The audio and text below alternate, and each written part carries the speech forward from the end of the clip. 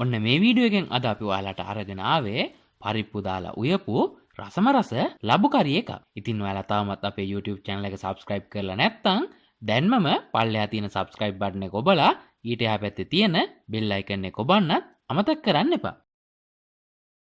මේ සඳහා අද අපි අරගෙන තියෙනවා ලබු ග්‍රෑම් 250, ඒ වගේම පොල් පරිප්පු ග්‍රෑම් 150ක් විතර, ලූණු, රම්පේ කරපිංචා, කුරුඳු පොතු. මුලින්ම මේ විදිහට ලබු ගෙඩිය කපලා ලබු ගෙඩියේ පොත්ත ඉවත් කරගන්න.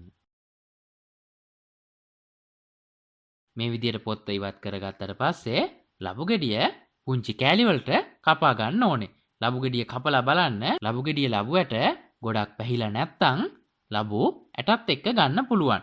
ඇට ටිකක් පැහිලා වැඩි නම් ඇට ඉවත් කරලා ලබු ගෙඩිය කපලා ගන්න.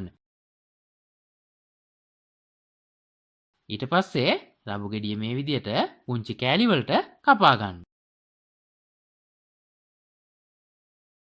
පුංචි කෑලි වලට කපා ගත්තට පස්සේ හොඳින් හොදලා මේ විදිහට භාජනයකට දාගන්න. ඊට පස්සේ පරිප්පු ටික හොඳින් හොදලා පරිප්පු ටිකත් එකතු කරන්න.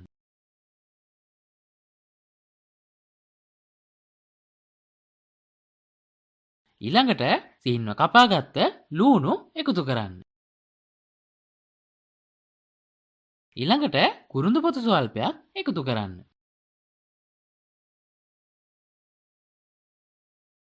ඊළඟට රම්පේ කරපිංචා එකතු කරන්න. ඊළඟට කහ කුඩු තේ හැඳි භාගයක් විතර දාගන්න. ඊළඟට 3-5 කුඩු තේ හැන්දක් එකතු කරන්න.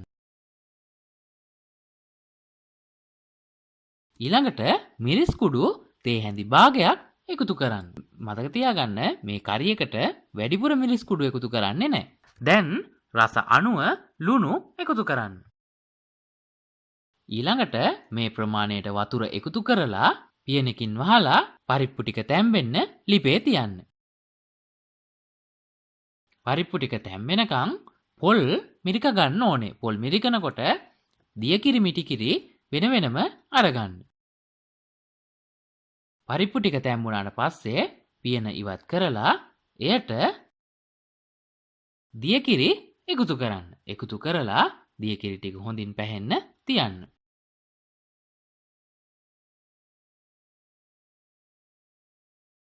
ඊළඟට දියකිරි ටික හොඳින් පැසුණාට පස්සේ මිටිකිරි එකතු කරන්න. මිටිකිරි එකතු කරලා මිටිකිරි ටිකල් හොඳින් පැසෙනතුරු ලිපේ තියන්න.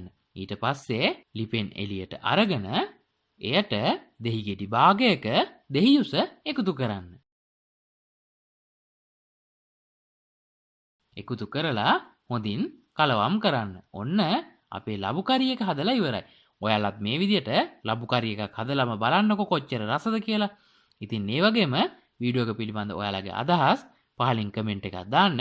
ඒ වගේම වීඩියෝ එක හොඳයි කියලා හිතෙනවා නම් යාළුවන්ට බලන්න ෂෙයා කරන්න අමතක කරන්න එපා.